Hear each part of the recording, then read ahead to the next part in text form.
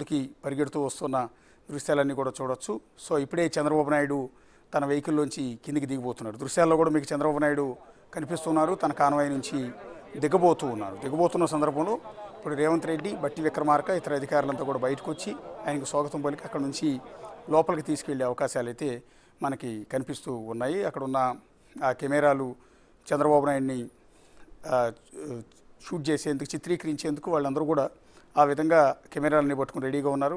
So CM Revanth Reddy, బట్టి విక్రమార్క ఇద్దరు కూడా చంద్రబాబు నాయుడికి బొకే ఇచ్చి ఆయనకి స్వాగతం పలుకుతూ ఉన్నారు. ఇప్పుడు రేవంత్ రెడ్డి ముఖంలోనూ, ఇటు చంద్రబాబు నాయుడు ముఖంలో ఇద్దరు కూడా నవ్వులు వికసిస్తున్నాయి. చాలా కాలం తర్వాత కలిశారు రేవంత్ రెడ్డి అండ్ చంద్రబాబు నాయుడు.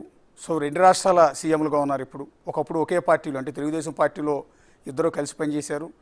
అలాంటి చంద్రబాబు నాయుడు ఇప్పుడు ఆంధ్రప్రదేశ్కి సీఎంగా ఉంటే, రేవంత్ రెడ్డి తెలంగాణ రాష్ట్రానికి సీఎంగా ఉన్నారు. ఈ సందర్భంలో బట్టి విక్రమార్క చంద్రబాబు నాయుడికి బొకే ఇచ్చి లోపలికి ఆహ్వానిస్తున్నారు. పక్కనే మంత్రి దుద్దిళ్ల శ్రీధర్బాబు ఉన్నారు. అట్లా పొన్నం ప్రభాకర్ ఇద్దరు కూడా చంద్రబాబు నాయుడిని పలకరించారు. రేవంత్ రెడ్డి లోపలికి వెళ్దాం పదమని ఆహ్వానిస్తూ ఉన్న దృశ్యాలు. ఒకటి చంద్రబాబు నాయుడు, అటు రేవంత్ రెడ్డి ఇద్దరు ముఖాల్లో కూడా చాలా నవ్వు, చాలా మంచి వాతావరణం, ఆహ్లాదకరమైన వాతావరణం మనకు అక్కడ కనిపిస్తుంది. గతంలో ఎప్పుడు కూడా ఈ రెండు రాష్ట్రాల సీఎంలు ఈ విధంగా ఒక చోట నిలబడి నవ్వుతూ మాట్లాడుకున్న సందర్భాలు, చర్చించుకున్న సందర్భాలు ఎప్పుడు కూడా లేవు. ఇప్పుడు రెండు రాష్ట్రాల మధ్య మంచి సంబంధాలు ఉండాలి, ఎలాంటి విభేదాలు ఉండకూడదు, ఎలాంటి సమస్యలు ఉండకూడదు. రెండు రాష్ట్రాలు అభివృద్ధిలో ముందుకు పరిగెత్తాలి.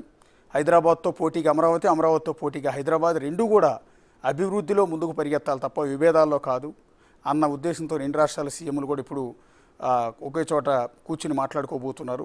సో తెలంగాణ తరఫున ముఖ్యమంత్రి రేవంత్ రెడ్డి, డిప్యూటీ సీఎం మల్లు బట్టి విక్రమార్క, ఇతర మంత్రులు పొన్నం ప్రభాకర్, దుద్దిళ్ల శ్రీధర్బాబు, ఇతర అధికారులంతా కూడా వచ్చి చంద్రబాబు నాయుడిని ఆహ్వానం పలికి సమావేశం జరిగే హాల్ లోపలికి తీసుకెళ్తున్న దృశ్యాలని మనం అక్కడ గమనించవచ్చు. చంద్రబాబు నాయుడు వెంట మంత్రి అనగాన సత్యప్రసాద్ కనపడుతూ ఉన్నారు, చీఫ్ సెక్రటరీ కనపడుతూ ఉన్నారు. అలాగే మంత్రి కందుల దుర్గేష్ కూడా మనకి చంద్రబాబు నాయుడు వెనక కనిపిస్తున్నారు. అట్లాగే మంత్రి పార్థసారథి ఆయన కూడా మనకి సమావేశానికి వెళ్తూ చంద్రబాబు నాయుడు వెనక బీకే పార్థసారథి మనకు కనిపిస్తూ ఉన్నారు.